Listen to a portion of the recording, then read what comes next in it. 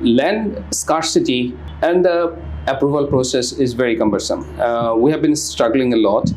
And I know that the clearance from the local levels is something that takes a lot of time. Alongside the policy, it should be one-stop kind of or one desk servicing these CPPA projects or utility scale projects, so that the investor and the project developers are comfortable doing their core job rather than going from one door to another, and the ultimate project gets delayed by like 6 months or 1 year. We know for a fact that Bangladesh is far behind compared to our peers. We only generate roughly around 5.5% from renewable energy sources, if we even include the off-grid energy sources like solar home systems and the others. While our neighbors, for example, India generates roughly 50 to 55% energy from renewable sources. Sri Lanka generates 63% from renewable energy sources, and even Pakistan generates 47% energy from renewable energy sources, mostly from off-grid sources. If a financing mechanism or probably an investment mechanism that can come into play and provide support or provide guarantee, then the project developer would be at ease to serve those customers. So that's probably one of the reasons that I see why rooftop solar in OPEX model is not scaling up. Only 25% of the large garments factories have rooftop solar facilities, and the percentage is much lower for mid-sized or smaller factories. I think it's around less than 5%. There is a lot of scope for investment in rooftop solar, particularly to maintain the compliance needs of the industry. Bankability issue to be addressed by removing up to 20%. So instead of up to 20%, it should be at least 20%. So that would give confidence to the investors to invest, and that will actually help the businesses to adopt this power plant, and more power developers will come forward if there are investor confidence in that. We take bold steps. We probably started these things when the policy was not at its current shape, but we were very determined that we'll do this the utility solar project. If the investment doesn't come, we'll probably invest on our own. So that's the kind of determination that we have at PRAN-RFL.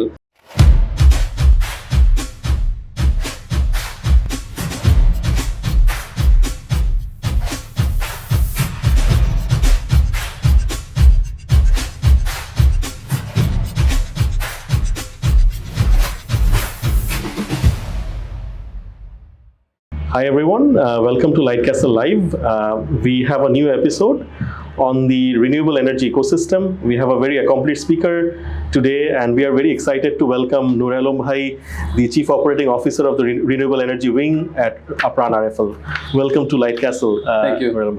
Thank you. So before we go and have the conversation, I would like to share a bit more about Nure Alam. Nure Alam has around 22 years of experience working for corporates, the World Bank Group, and also a number of other organizations. He also spent a number of years in Canada as well. He did a second master's from Canada as well. So we are incredibly grateful to have you with us, Nure Alam. Before we go into our conversation, I would like to know a bit more about your personal journey and what brought you here at this juncture. Thank you. I have a very interesting career, I would say. I started my career 25 years ago. Half of my career, I think it's more than that, probably 16, 17 years, I have been in sales, marketing, and operations predominantly. Then I moved to a development sector and started my career in sustainability, partnership development, stakeholder engagement, public affairs, and that became very meaningful to me. I know that I was first recruited by ACDF, the then IFC that time, back in 2007, but I didn't join that organization that time. But I don't regret, and after probably 10 years, I started my sustainability journey once again. I worked for a number of great companies, starting from DHL, TNT, the World Bank Group, 2030 Water Resources Group, Coca-Cola, Staples in Canada. I also worked in, you're right, I worked in Canada for three years. I have been there for almost 4 years, and I came back. I also worked in Nepal for 1 year. Interesting. I was the national sales manager for DHL Express in Nepal, and I was also a sales manager for Staples Canada. So I have a very interesting career in a sense. From sales, marketing, operations background, my career evolved into sustainability, partnership development, stakeholder management, government relations, corporate affairs, and I am enjoying it. That is one of the reasons why I also pursued a master's in sustainability, focusing on regenerative sustainability from University of Saskatchewan in Canada. Interestingly, at my age, at my level of engagement, I was in a full-time job in Canada, and definitely there were other engagement. I pursued my master's as a full-time student, and that was also project-based. So I just missed a bit that I also worked for a project for more than 2 years, and it was almost $500,000 of worth for the project of size or value, and I managed more than 4,000 farmers and stakeholders in that. So I pursued a master's in project management and focusing on regenerative sustainability. In that project, I also covered carbon mandate for Staples, one of the largest retail chain in Canada and in the USA. So their CPPA, Corporate Power Purchase Agreement, has been one of the solutions that I provided to Staples. So that's how I actually would describe my career. Is a long journey that I had, venturing into different fields, different sectors. I also have, before my master's in sustainability, I also have my master's in business administration from IBA. I am a batch of 2007, 39th batch. Before that, I did my bachelor's in English literature from the National University. So that's about me. Interesting. I'm glad to have you back in Bangladesh, right? Like glad that you basically pursued education, you learn new things, and you finally are back to contribute to the growth of the economy. Right, and I think that actually motivated me to be in renewable energy, because what I understand, renewable energy is not only the technology transfer or transitioning to a new technology. It's about how you shape it up as a sustainability professional. So the business viability that I'm talking about, how you actually make it meaningful for the corporate, how corporate sees it aligned to their objectives or long-term goal, and how it actually can be bankable, profitable, and viable. So that makes a lot of sense, and there comes the role of a sustainability professional like us. Right, no, absolutely. These are fantastic insights. Nure Alam bhai, I wanted to get your perspective on Bangladesh's renewable energy ecosystem. We know for a fact that Bangladesh is far behind compared to our peers. We only generate roughly around 5.5% from renewable energy sources, if we even include the off-grid energy sources like solar home systems and the others. While our neighbors, for example, India generates roughly 50 to 55% energy from renewable sources, Sri Lanka generates 63% from renewable energy sources, and even Pakistan generates 47% energy from renewable energy sources, mostly from off-grid sources. What do you think are the major bottlenecks that we are experiencing, which has led to such poor performance in terms of power generation from renewable energy? I'll go a little bit behind before talking about the bottlenecks. Sure. I see a lot of changes happening in recent times, especially this government and the earlier government as well. There is definitely a focus on renewable energy, although it basically is the current government's intent on renewable energy, which is very commendable. I see the strength in the policy, especially the recent two policies, the renewable energy policy and also the merchant power plant policy. Right. So these are very strong instruments, policy instruments, to scale up the renewable energy up to 20% contribution by 2030. So that's a very positive development, I would say, and a lot of kudos to the current government, the interim government. It's a very bold step. So that's on the positives. And in terms of bottlenecks, I would say how it is going to be business friendly or bankable for the lenders. So that's probably one of the major challenge we need to overcome. Being a project developer of a utility scale power plant, we are actually experiencing it firsthand. We need lenders, and the project financing is getting a little bit of a risky venture for our financier when the policy says that the government's backstopping support may be up to 20%. Right. So that makes the financier a bit nervous. So I would say the policy is good, but it needs to be strong enough so that the business finds it viable, the investors finds it bankable, and business adoption will follow.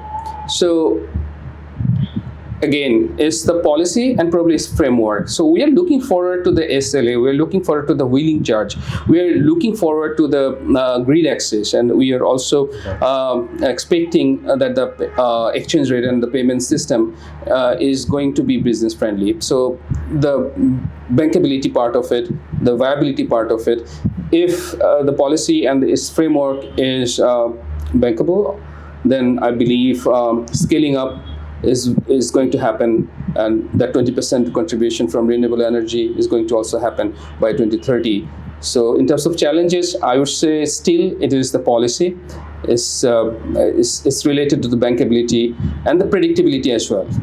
Absolutely. No, these are fantastic points. We also know that land scarcity is also a huge problem. So we can't Absolutely. easily set up solar parks because there are huge opportunity costs, and hopefully models like agrovoltaics can play a major role in solving this problem. I just wanted to follow up a bit more on the financing bit of things. You were referring to the bankability of many of these projects. We know for a fact that the government has some refinancing scheme, particularly the GTF scheme. EATCOL is also involved with refinancing schemes. What do you think are the major bottlenecks with these financing schemes, and what do you think is the adequacy or the amount, whatever the amount is allocated? Do you think it's adequate? I think for rooftop solar projects, refinancing so far is adequate, especially from EATCOL and Bangladesh Bank GTF fund.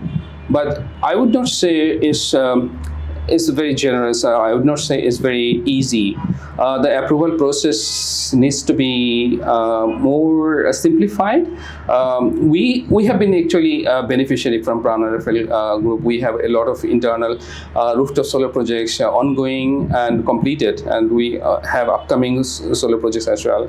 At PRAN-RFL group, our in-house demand is like 84 megawatts. So far, we have completed 14 megawatts, and still around 70 megawatts is still remaining. So we look forward to EATCOL and GTF funding. But I would say is still the process needs to be simplified. And also, I do not see if it is available for off-grid. Right. It is only for on-grid, right? So for off-grid projects, I believe it should be also, there should be some kind of mechanism to support that. I'll go back a little bit on the last point that we discussed. Land scarcity and the approval process is very cumbersome. We have been struggling a lot. And I know that the clearance from the local levels is something that takes a lot of time. Okay. So alongside the policy, it should be one-stop kind of or one desk servicing these CPPA projects or utility scale projects, so that the investor and the project developers are comfortable doing their core job rather than going from one door to another, and the ultimate project gets delayed by like 6 months or 1 year, and that actually is a missed opportunity for us. No, these are excellent points, and we know for a fact that that a lot of garments factories, based on a study that was done by BRAC CD, only 25% of the large garments factories have rooftop solar facilities, Right. and the percentage is much lower for mid-sized or smaller factories. I think it's around less than 5%. Right. So it means that there is a lot of scope for investment in rooftop solar, particularly to maintain the compliance needs of the industry, because this is part of the commitment towards like more Cleaner energy. accountable and cleaner renewable energy, and this would also ensure that we have adequate accessibility to the EU market as Right. part of the EU Green Deal policies. So what do you think are the major challenges for OPEX-based agreement, whereby we have an international or a different partner or an investor who comes in and invests in these rooftop solar projects? We understand that a lot of mid-sized factories do not have the financial wherewithal to invest in these rooftop solar factories, and as you have already mentioned, getting a refinanced loan from the central bank is also a huge challenge due to bureaucratic hassle. So do you have any suggestion on or policy recommendations to increase this OPEX-based investment, particularly for rooftop solar? Absolutely. I think there is a bit of dilemma, mistrust, and lack of confidence in OPEX model. I know there is a huge potential for between 5,000 to 7,000 rooftops. The potential is huge. I believe it is like few thousand megawatt. That's in the potential or in the scope. Right. So it's in terms of payment guarantee. That's where the industry face a lot of challenges.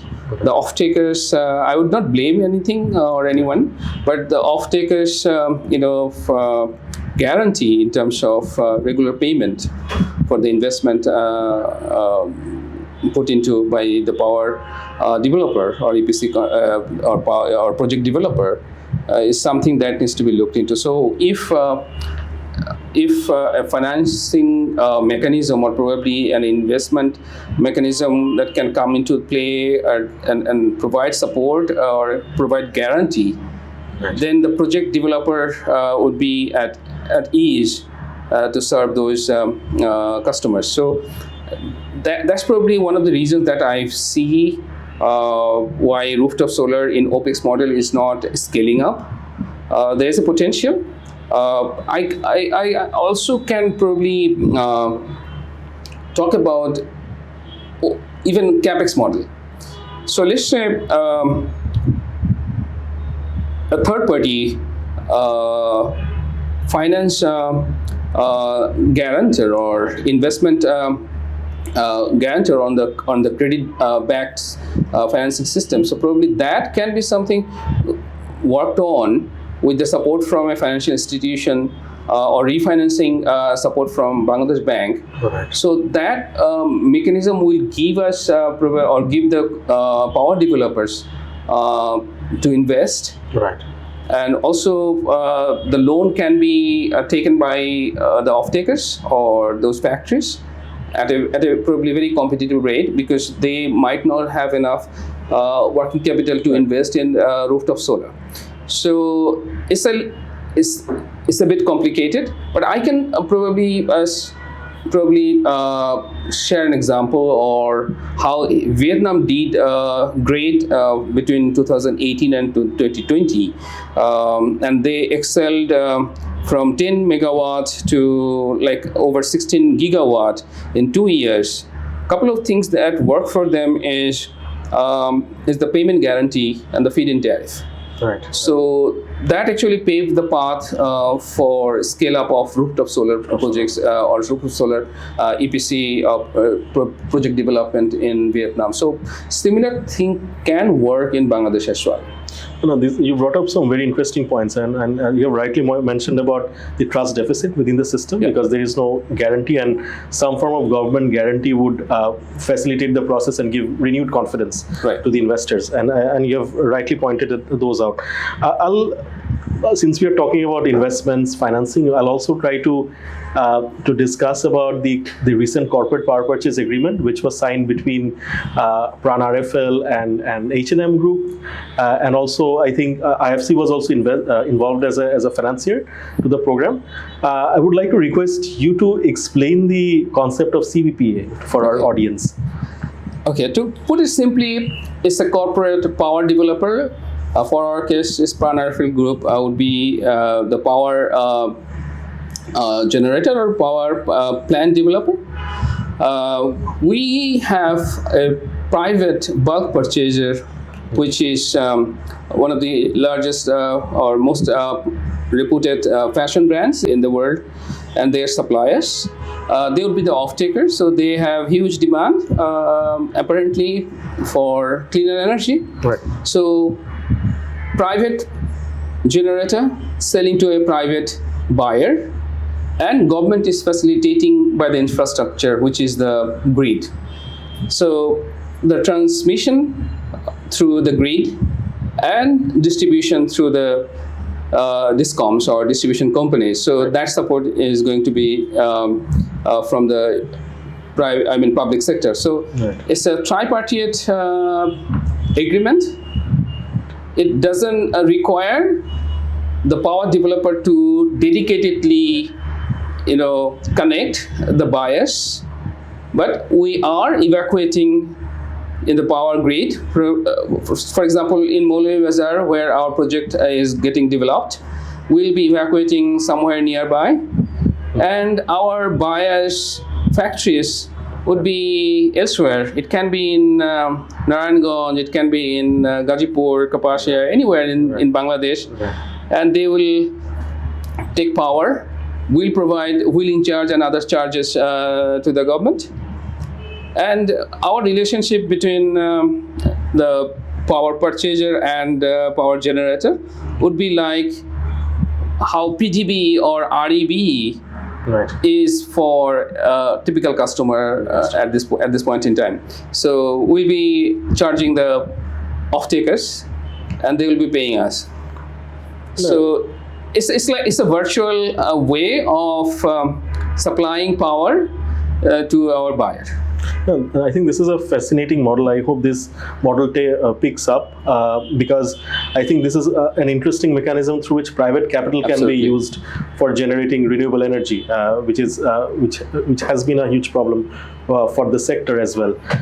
We recently have this merchant power purchase agreement in place, which is a great news for IPPs and also for generators like PRAN-RFL.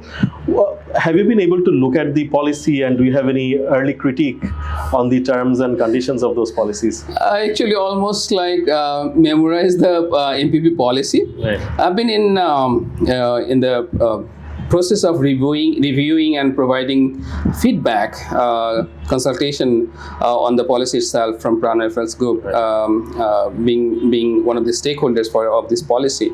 So I read it a few times already, and the critique, I would say, is the backstopping support. I believe that makes the investors nervous without a very credible backstopping support. The bankability of the project is a huge investment, right? For a 100 megawatt solar plant, the investment can be between $80 million to $100 million or even more, right? So based on the location, based on many technicalities and aspects, technologies. So this is a significant investment. So I'm not only talking about us, but there will be other CPPA project developers in the country. So for the benefit of early or I would say scaling up of CPPA projects, it's a fantastic policy that has been adopted by this government or gazetted by this government. Now we look forward to having bankability issue to be addressed by removing up to 20%. So instead of up to 20%, it should be at least 20%. So that would give confidence to the investors to invest, and that will actually help the businesses to adopt this power plant, and more private sector investor power developers will come forward if there are investor confidence in that. So that is one, the bankability part of it. The second part I already touched upon a little bit is the SLA, wheeling charge, grid access, and definitely how this tripartite agreement shapes up the operationalizing of this MPP policy. So that's where the real focus is for us as a stakeholder of this policy. And we hope that the government would look into it, having a business-friendly attitude, having probably a long-term vision of scaling up CPPA projects by providing some incentives or simplifying the wheeling charge and surcharges and making the grid access simplified. As I also touched upon about the land related clearances and other clearances, those are big hurdles. I would also touch upon the exchange rate differences and how this can be more predictable, because without this predictability in terms of regulatory stability or regulatory affairs, exchange rate, bankability issues, wheeling charge, and probably the NOCs from different departments, I believe the scale up would not be that fast to meet our 20% target within 2030. I genuinely hope that the government or the relevant regulators listen to your suggestions, and I believe that you're already in touch with the regulators. And just as you have rightly mentioned, I think we have certain international commitments in terms of generating renewable energy. At least we need to generate 20% of our energy needs from renewable sources within 2030 and 30% within the year 2040. And this target looks like very distant at this point in time. So drastically, we need to take drastic decisions in order to change the status quo. So I'll just quickly move on to what PRAN-RFL is doing, because as a large conglomerate, which is also a multinational company because it's present in a number of countries, what we know about the CPPA agreement, what other roles are they playing in order to facilitate green energy transition? Right. I think PRAN adopted this because of our honorable chairman. He is visionary. He is excellent in driving business and driving business in a sustainable way. So the comment goes to him in a way. He believes in not transforming only technology, but how this technology transformation can actually be a business viable model. Right. So that would be commercially acceptable and commercially possible to invest in. So that's where PRAN comes in. We take bold steps. We probably started these things when the policy was not at its current shape, but we were very determined that we'll do this solar project, the utility solar project. Right. If the investment doesn't come, we'll probably invest on our own. So that's the kind of determination that we have at PRAN-RFL, and I know how it conceived the idea. It's not only from the compliance sake, it's from the business viability or probably business adoption, or how business inbuilds a sustainability vision in its mainstream thinking and the goal and the imperatives. So that's where I believe PRAN is trying to make a difference. And we have been focusing on not only the utility scale solar projects, which is the new one, the CPPA project. We would like to actually scale up we are building pipelines, and we have other interested buyers who actually showed interest to help them with utility scale or CPPA projects. So alongside CPPA projects, we also have rooftop EPC business, and we have been in this business fairly new, like around 4 years. But within these 4 years, we have been able to complete more than 24 external projects for RMG. Especially, most of them are RMG sector customers. Right. In smaller rooftop projects mostly. Some of them are big. For our own in-house rooftop solar demand is 84 megawatt, as I earlier mentioned. Right. And we are pretty busy, converting or having solar energy in all our premises in more than 30 industrial parks in this country. Right. So the focus is on two folds: cleaner energy in our supply chain.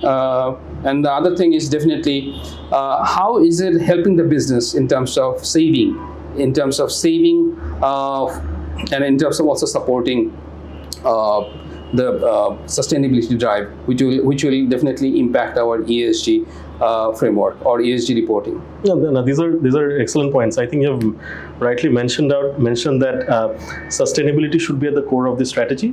I think this is something that, and it should not be only compliance factor. Yeah, exactly. And I think we have to look at two things. One part is sustainability as a core part of the strategy, and also commercial viability as well. I think that also gives actual financial or commercial sustainability across the board. So I think these are great points. I hope our local corporates also learn or get inspired by this example, and then have similar arrangements through which they can also invest in this green energy transition journey that we have right now. We really appreciate your insights, your inputs, and we wish you all the best with your journey towards creating a more sustainable Bangladesh. We hope that we get to reach the 20% milestone within the next 5 years, and we also hope that PRAN-RFL would play a major role in that journey. So we wish you all the best. Thank you so much for inviting me, and thank you everyone for listening to me. Thank you everyone.